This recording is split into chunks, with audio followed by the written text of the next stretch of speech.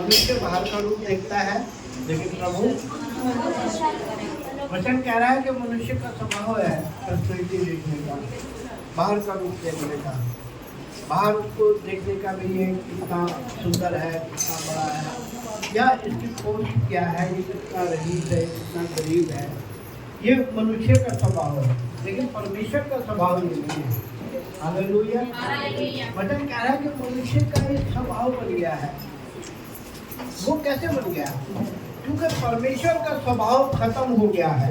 Hallelujah. क्योंकि वो शक्ति किसकी करता है?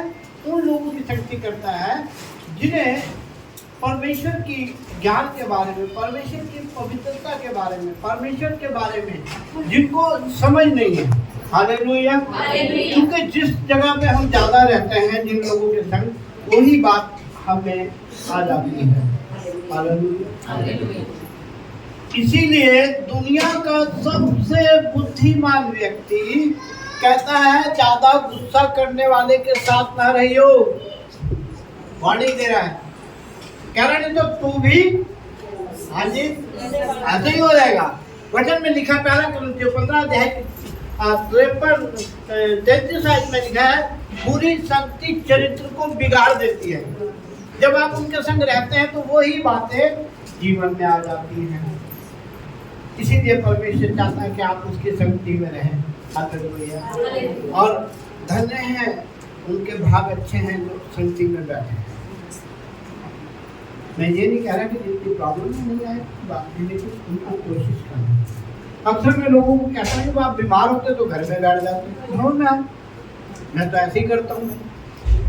प्रभु ने मुझे सिखाया कि जो मुझे बहुत तकलीफ होती है, जब मैं बहुत बीमार था, कोविड हो गया था मुझे, और लुधियाना में मैं एडमिट था, जब डॉक्टर ने सबसे जवाब दे दिया तो सबको पता है।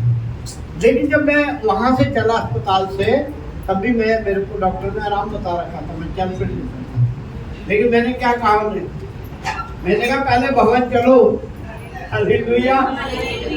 और नहीं कह जाऊंगा, मैं अपने घर नहीं जाऊंगा, मेरा घर तो यही है। जब आप घर की धुन रखेंगे ना, तब परमेश्वर आपकी धुन। आज यही तो बात है, लोग बहुत लेट आते हैं और जल्दी भागने की कोशिश करते हैं, तो क्या क्या के बूढ़ा हो गए। हालेलुया। लेकिन आपके फायदे की बात है, ये मेरे फायदे की बात तो है ही, आपके भी फायदे की बात है कि जब आप इस पे ध्यान करेंगे, हालेलुया, जब आप सोचेंगे, एक टारगेट बनाएंगे, उद्देश्य बनाएंगे। जब तक जिस मनुष्य का कोई उद्देश्य नहीं है, वो मनुष्य एक जैसे शहर बना गिर जाती है, शहर गिर जाता है, खंडर हो जाता है। उसके लिए लिखा, उसकी आत्मा जिसके बस में नहीं है, वो एक शहर गिरे हुए खंडर के समान है, क्योंकि उसकी आत्मा बस में नहीं है। जब वो सुन रहा है, लेकिन शरीर उसको रोक रहा है, अरे नहीं छोड़ो, बाद में चलेंगे। कई लोग तो सोचते हैं वचन के टाइम पे चलेंगे, किसी देर कौन बैठेगा। लेकिन मैं आपको बताना चाहता हूँ, प्रभु के दास जिनको परमेश्वर कह रहे हैं कि ये मेरे मन का व्यक्ति है। क्या कह रहे हैं? मेरे मन का व्यक्ति है ये। मेरे मन को मारा क्यों मारा है? कि उसे भवन की धुन रहती है। वो परमेश्वर से कह रहा है, भजन संहिता 27 अध्याय के अंदर लिखा है कि मुझे तो परमेश्वर तेरे भवन के लिए एक धुन है। एक बार मैंने यहोवा से मांगा है। एक वरदान आप कभी मांग सकते हैं। आप तो हमेशा हर चीज मांगते हैं, मेरे बच्चे सुख में हो जाए, मुझे घर मिल जाए, मेरी शादी हो जाए, मेरी अच्छी पोस्ट मिल जाए। देखिए कितना फर्क है। आज उन्हें सत्य क्यों कह रहे हैं? हालेलुया। कि उन्हें इस बात का पता है कि ये सारी चीजें, दुनिया की हर एक खुशी, दुनिया की हर चीज उसके हाथ में है, जिससे आप क्या बात कर रहे हैं, जिसके पास आप आ रहे हैं विश्वास के साथ। परमेश्वर कह रहा है कि प्रभु के दास कह रहे हैं, एक बार मैंने यहोवा से मांगा है, हाँ, उसी के यत्न में लगा रहूंगा कि मैं जीवन भर यहोवा के भवन में रहने पाऊं, जिससे यहोवा की मनोहरता पर दृष्टि लगाए रहूं और उसके मंदिर में ध्यान किया करूं। हालेलुया। एक जना और एक बार मैंने यहोवा से मांगा है। वर का मतलब वरदान। कितने लोगों को समझ आया? वरदान। आप देखें कि हम परमेश्वर से क्या मांग रहे हैं। हालेलुया। हालेलुया। परमेश्वर कहता है, व्यवस्था विवरण 32 अध्याय की 27 आयत में कहता है, परमेश्वर कह रहे हैं कि मैं जिनमें प्राण है, जितनी चीजें हैं दुनिया की, मैं उन सब का परमेश्वर हूँ। वो सब मेरे बात पे चलती हैं। जब मैं कौवे को कहता हूँ जा मेरे दास को रोटी खिला के आ मीट से, तो जब मैं मगरमच्छ को कहता हूँ मेरा दास अभी समुद्र में फेंका जाएगा, तो क्या करना है? उसे मुंह में ले लेना है। हालेलुया। मगरमच्छ की ताकत नहीं वो एंगल बना दे, लेकिन परमेश्वर बना रहा उसका एंगल। हालेलुया। और जब आप साइंस में पढ़ेंगे तो मगरमच्छ का पेट इतना, बड़ी मच्छी मगरमच्छ, इनका पेट इतना गर्म होता है, जो चीज इसमें जाती है वैसी गल जाती है। लेकिन प्रभु के दास कितने दिन रहे? 3 दिन 3 रातें। कितने दिन? 3 रातें। परमेश्वर का दास था, और जब उसने गलती करी, उसने किसी पे दोष नहीं लगाया। उसने कहा हाँ मैं जानता हूँ मैंने अपने परमेश्वर से धोखा करा है, इसीलिए इतना बड़ा जहाज, इतने लोग मरने की कगार पर है, बहुत भारी तूफान आया हुआ है। वो जानता है ये तूफान मेरे कारण है, क्योंकि मैंने अपने प्रभु की बात। यही बात हमारे जीवनों में है। मैंने बहुत लोग देखे हैं कि आते नहीं जाते नहीं, और जब उनमें प्रॉब्लम पड़ती है तो आंसुओं से रो के पैरों में पड़ते हैं। पास्टर जी बचा लो बस, बचा लो बस, नहीं तो मैं मर जाऊंगा, मैं ये हो जाऊंगा। मैं इतना समझाता हूँ, लेकिन मैं क्या कर सकता हूँ? मैं तो समझा ही सकता हूँ।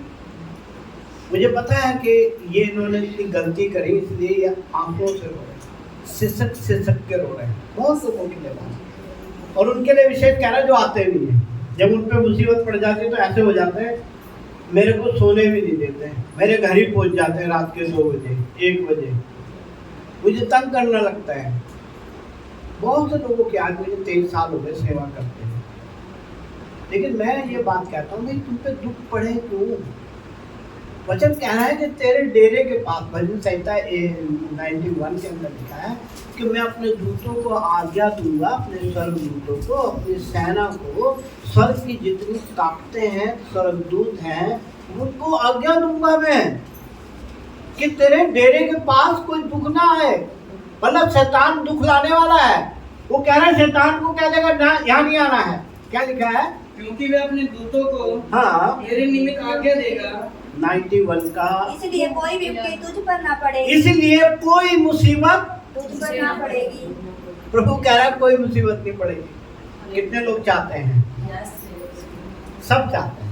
हालेलुया। हम सब लोग चाहते हैं कि हमारे पे मुसीबत ना आए, लेकिन हम ध्यान करें कि परमेश्वर क्या कह रहा है। वो मुझसे बात कर रहा है, कोई मुसीबत ना तो दिन की धूप से, ना रात की चांदनी से तुझे हानि होने नहीं दूंगा। परमेश्वर कह रहा है कि मैं गारंटी ले रहा हूँ 24 घंटे की, क्योंकि प्रभु ने कहा कल की चिंता ना करियो। कल की चिंता, कल तो अपने आप खुद ही कर लेगा। और हमारा कल कौन है? यीशु मसीह।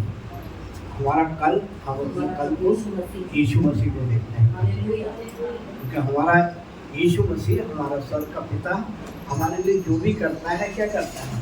भलाई उस वक्त करता है जब उससे हम प्रेम करते हैं।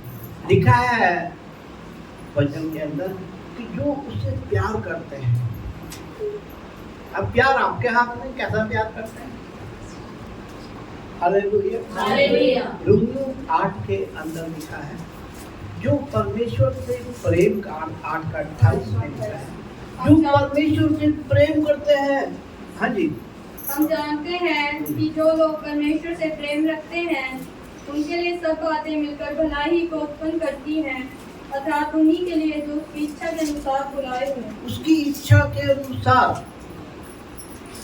प्रभु बुला रहा है, उसकी इच्छा है कि आपको किसी न किसी बहाने यहाँ लिया है। अब ध्यान रखें कि जब आप उस द्वार में, स्वर्ग के द्वार में आ गए, उस यीशु के पास आ गए जिसकी ताकत है कि तुम्हारे आंसू पोंछ देगा। वचन कह रहा है मैं इसीलिए स्वर्ग छोड़कर आया हूँ, यहाँ ऐसो आराम करने नहीं आया, शादी करने नहीं आया हूँ, तलवारों से लोगों को मारने नहीं आया हूँ।